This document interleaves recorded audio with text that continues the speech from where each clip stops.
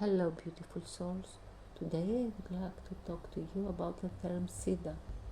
What is the meaning of SIDDHA? It's a word that I use very often.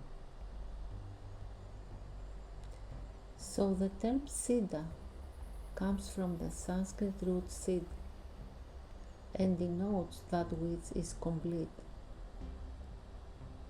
is a whole, and is fulfilled.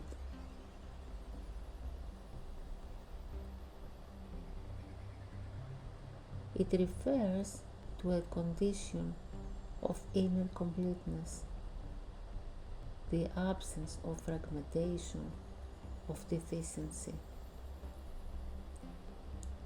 SIDDHA is the state of consciousness.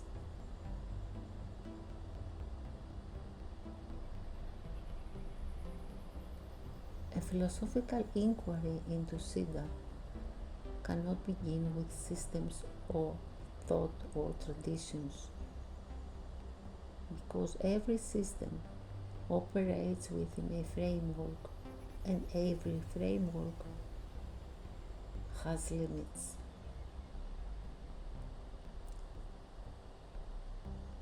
SIDDHA concerns a condition beyond limits, a condition imposed by thought. Human consciousness, as it commonly functions, is fragment. The mind always divides experience into subject and object, into inner and outer, into something we desire and something we do not want. And from this division arises conflict, and conflict becomes the foundation of psychological life. Human beings learn to live within this fragmentation without questioning. We never question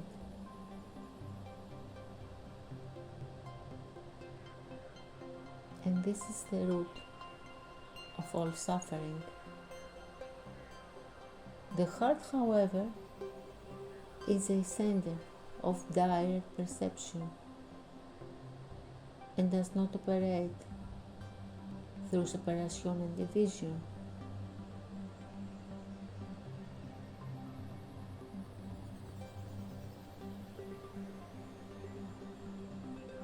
When it's not burdened by fear, ambition, or the need for validation, it exists in natural order.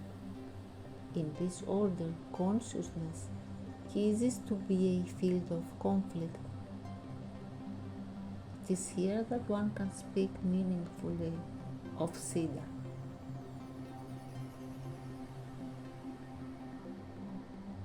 SIDDHA consciousness is not possible to arise through a process, because a process, it has to do with time, it has to do with a motive, it has to do with a goal.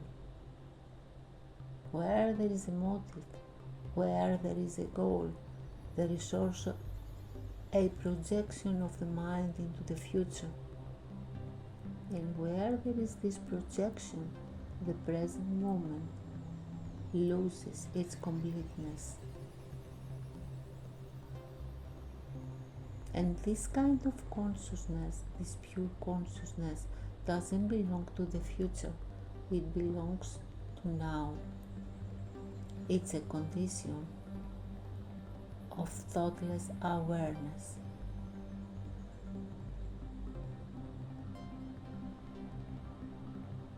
Knowledge is necessary for the functioning of society, but cannot lead to SIDDHA consciousness. Knowledge is based on the accumulation of experience and memory.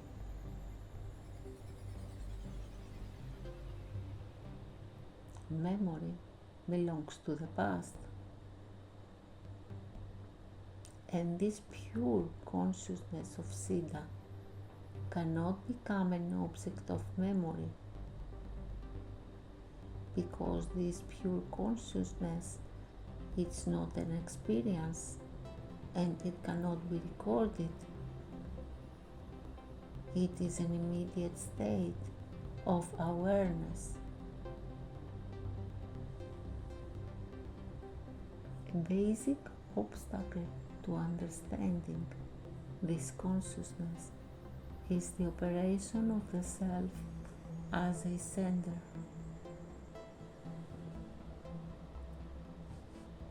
The self is constructed through identification, through images and psychological time. As long as the self functions as a reference point, consciousness remains divided.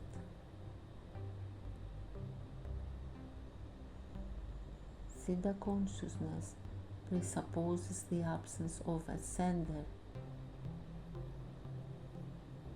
The absence of a sender not as an idea, but as an actual psychological fact. And in this condition, observation is direct. In this condition, there is no observer evaluating the observed. Perception is unified, and from these unified perceptions arises order as the natural consequence of clarity. And ethics in this conduct is not grounded in rules or principle. It is just an expression of intelligence. When the heart, functioning without inner conflict, action is precise. It requires no justification. It doesn't generate violence because it doesn't originate in fear. SIDDHA consciousness is unrelated to any form of authority. Authority, whether external or internal, depends on obedience. Obedience implies fear and dependence. Understanding cannot arise from any dependence. Understanding is the result of direct perception of reality. That's why the silence is so important. Silence, even it is the natural state of the mind that does not react mechanically. This silence, the absence of noise, in fact is intelligence. And within this silence, life is lived without meditation.